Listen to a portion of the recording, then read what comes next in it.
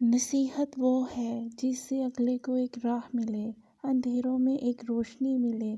نصیحت وہ نہیں جس سے تم کسی کی صرف بے عزتی کرتے رہو اور وہ احساس کمتری میں چلا جائے۔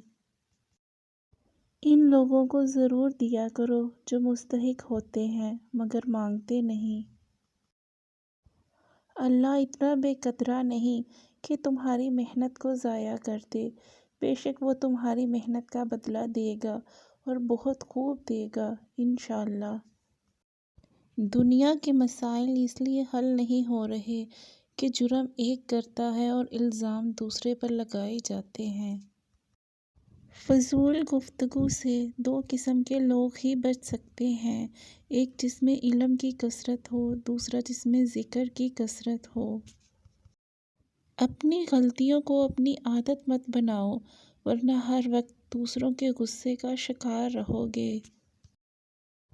تمہیں حق کہنا ہے، تمہاری حفاظت اللہ کرے گا انشاءاللہ، تمہیں کامیاب اللہ کرے گا انشاءاللہ۔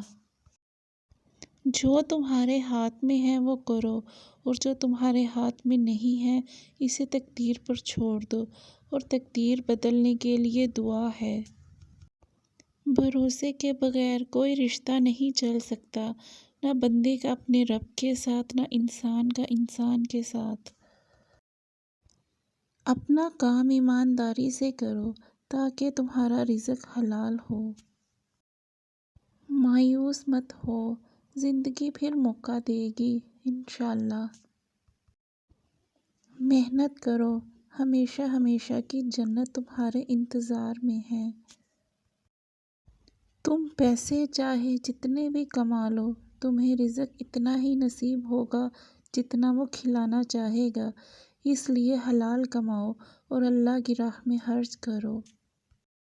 خوشحال زندگی کے لیے درگزر ضروری ہے، اگر ہر کسی سے الجھتے رہو گے تو اپنا ہی سکون برباد کر دو گے۔